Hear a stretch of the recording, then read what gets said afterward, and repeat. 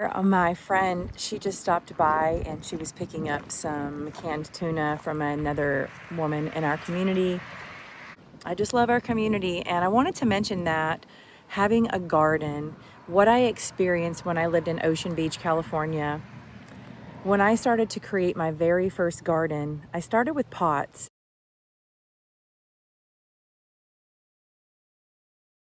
out in my front yard, and the yard was very teeny tiny.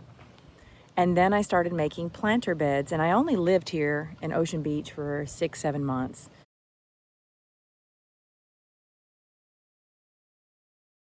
Until I moved to Florida after that. But the cool part about having a garden is that we are outside, and the neighbors that would walk by my Ocean Beach property, they would stop by and communicate and connect because we had something to chat about, which is the garden and what was growing. And it's just such a wonderful way for us to build community by being outside. Remember back in like the 80s when you're at your home, wherever you grew up, and people would just swing by? And I just don't feel like we do that enough anymore. We're outside more back then. I always felt like I lived outside, and I continue to live outside now. So it's just a great builder of community, and I love it when people stop by when I'm outside in the garden. It's a very welcomed thing because things die. I don't have a clue of what I'm doing half the time, and I'm learning as I go, and that's really what life is all about. Just here to learn and to grow, and so we're doing that in the garden as well. Howdy, y'all. Today's a sunny day here on the Washington coast. I'm Tarish, and I'm just going to give you a quick tour of what's going on in the garden today. Just what's on my mind and what I'm going to be doing moving forward. Stay tuned.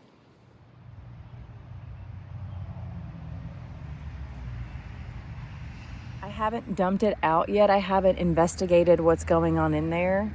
And that's on my to-do list, is to open this up and let's see how big of a crop or the lack there of a crop that I have. Next thing is, I don't know anything about asparagus, but I have asparagus growing. One of my clients from a different area, she gifted me asparagus seeds, and she just really was like, you need to have asparagus in your garden. And I said, yes, ma'am.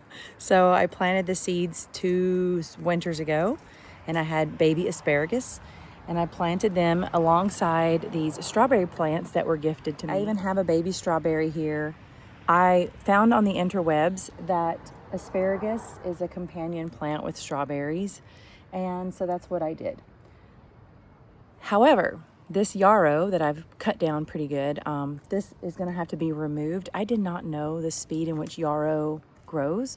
So I have some asparagus growing, and I planted some more for this winter, and I'm going to keep working on having an asparagus, like a dedicated asparagus growing area.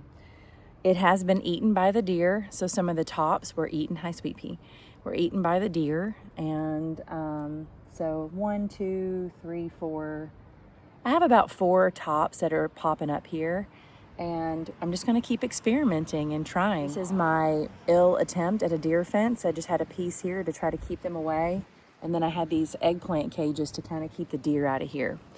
I didn't want to have a big permanent fence because that offers me the opportunity to change and evolve and not commit to a specific size of garden just yet. Let's see, I'm going to go over here and show you the kale plant. I have about, I don't know, just only 2 varieties of kale growing in the garden right now, and they're doing really well through the summer. It's like the blue curly kale. That's what I'm going to call it. You can tell me what it really is down in the comments. But this is the blue curly kale, and it's lovely. I love making kale chips from it, and putting it in smoothies and then also in salads. So we have some really beautiful, healthy tomato plants. However, I just don't know if we have enough growing season for them to really produce. But hey, they'll go, oh, look at the smell. I wish you could smell the tomato plants, but they'll go into the compost pile. And anything that is not a success, say you didn't have enough to get fruit from it in your garden or whatnot, This is why it's so valuable to have your compost pile, because all of that nutrition that is in those leaves, even if I don't have any fruit bearing this year, all of that nutrition is going to go into the compost pile. If I could recommend one thing to start with, hi Sparky. You want to say hi to the troops? Here's Sparky. If there's one thing that I could recommend, hi buddy, is starting to create your compost pile. And it's the most simplest thing. You just throw stuff in a pile. So when I wanted to be a gardener back in the day in San Diego, and when I was living in that spot, Ocean Beach, that was the first thing I started, was a compost pile. Because I really feel every year I'm going to keep expanding the garden just a little bit more each year. And if I put up a big professional fence, like the freedom to expand and move and change as I'm just beginning to get settled in here.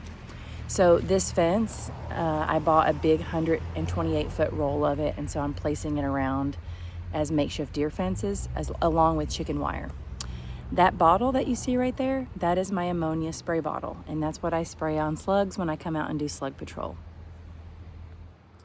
Here is my favorite garden helper, one of them. This is Sweet Pea, and she's a girl, and then I have a blue-eyed, white tabby boy, and his name is Sparky. Here is an update on how the sprouting's going. So I have 4 rows here of broccoli. And we have the red Russian kale. It does really well in very cold temps. And then I just had some random asparagus seeds.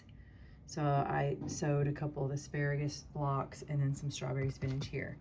Over here, we just have some Brussels sprouting, and hopefully some kale will be sprouting in the next few days. And I can't believe it, y'all.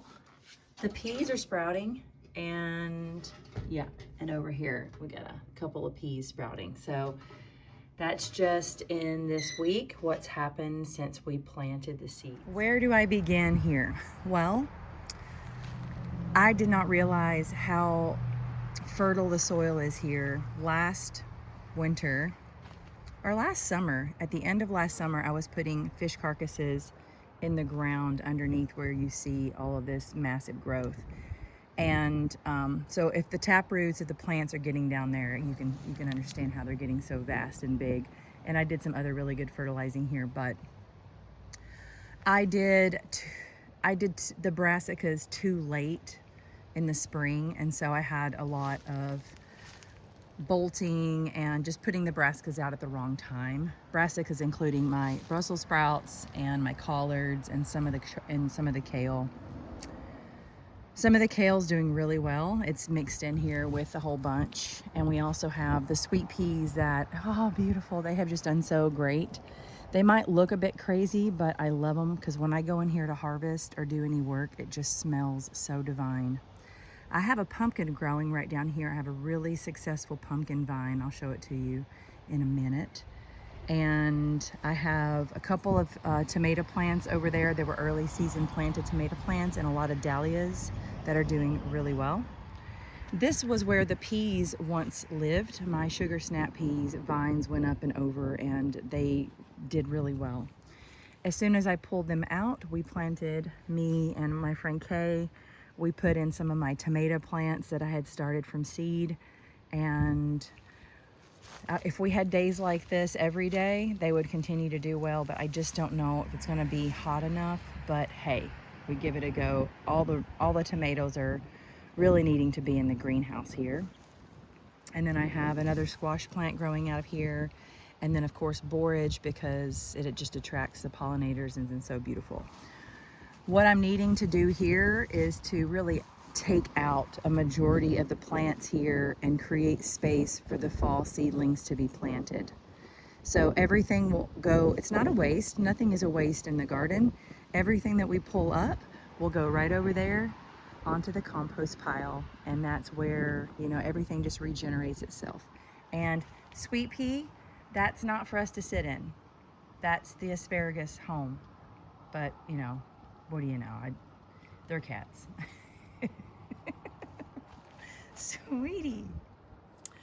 All right, our next little stop here, I want to share this squash with you. it's the reason I haven't been able to move this fence out of the way to cut the clover. This is called a candy roaster squash. It's one of the new rare varieties that I purchased for this year from a Baker Creek Heirloom Seeds, and I'm looking forward to seeing what it looks like and tastes like. And I only have one on this squash vine, and oh, I need to water these. So these two beds I had cleaned out recently of anything that needed to go, and that's where I put new carrots, turnips, and kohlrabi. It took me a minute to remember that, kohlrabi, in these two beds. But what we're working on, and doesn't really look like work, basically this cilantro plant. Sorry, I don't have a videographer. It's just me, folks. So this is supposed to be upright right here. So I'm wanting the dill to produce seeds. Sorry about that. And I don't know if you can see this or not. I'm wanting the cilantro plant. I have one cilantro plant here that I'm wanting to produce these seeds. And do I have a cilantro? Yep. I have a cilantro plant right here that is going to be producing seeds, and then one over there producing seeds.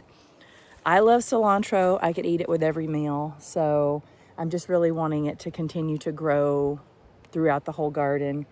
And you'll never have to buy cilantro seeds ever again if you let one of your plants go to seed and produce seeds. And then you just pick them later and put them in a container, and they'll last you the whole year. All right, so we have celery.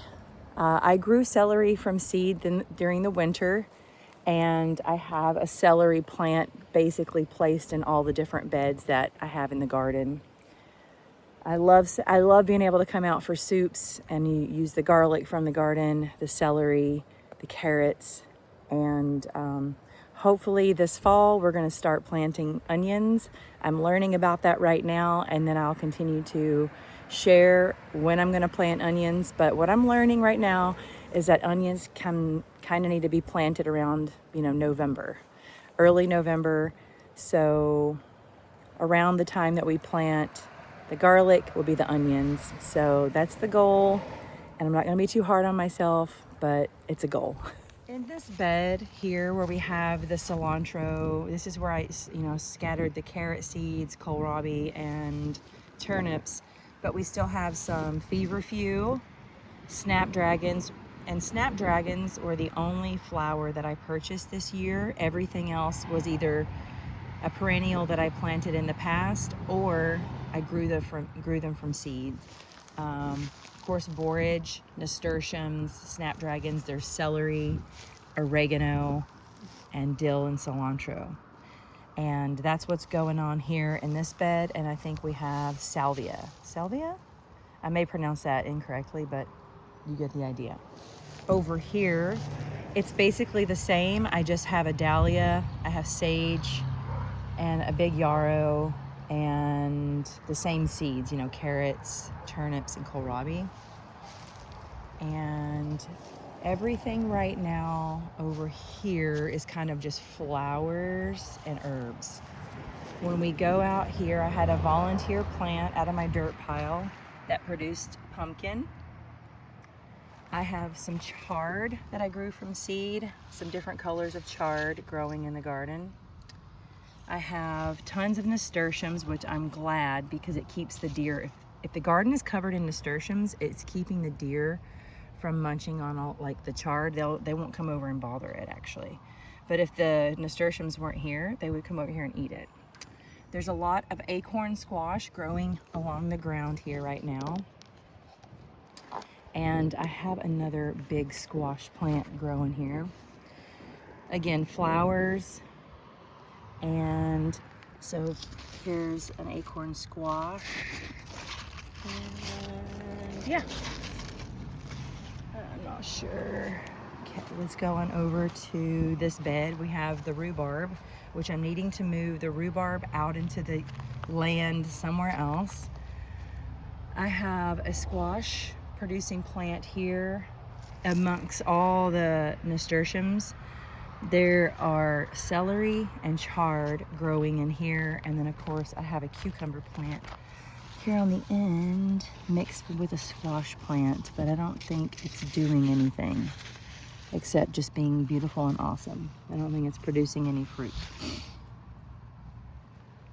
All right, my cats are going wild. They're having a party. I love it. So you can see the growth. I'm not gonna do the greenhouse tour today from the inside because it is very hot, and I have the doors closed just so it can get as hot as possible in there for the tomatoes. But over here is cucumbers and then tomatoes and then a lot of stuff over here. We'll do an indoor tour of that later. Okay, I think I gave you a full review of everything that's growing on in the garden right now. And lots of failures, but failures equal success over time. So my favorite quote I'll share: success is moving from failure to failure to failure without loss of enthusiasm. And that's what it's all about, right, Sparky? Without loss of enthusiasm. Oh, there's this big planter right there. So this is a planter that had garlic in it.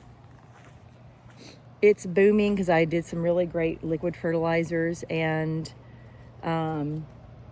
we got squash, celery, chard, more squash, different variations growing in it right now.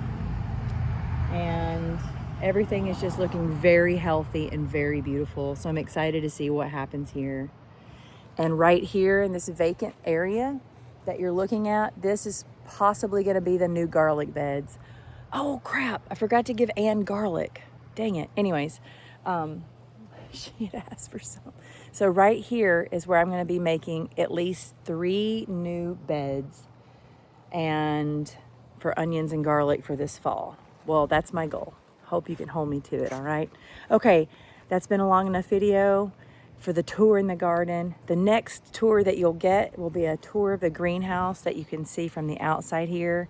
It's really hot in there today, and that is awesome because those plants need the heat.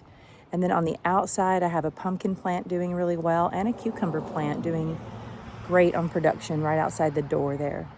Okay, until next time, happy gardening and happy learning. Enjoy the sun while we have it, when we have it. Get out there and enjoy nature. See you soon.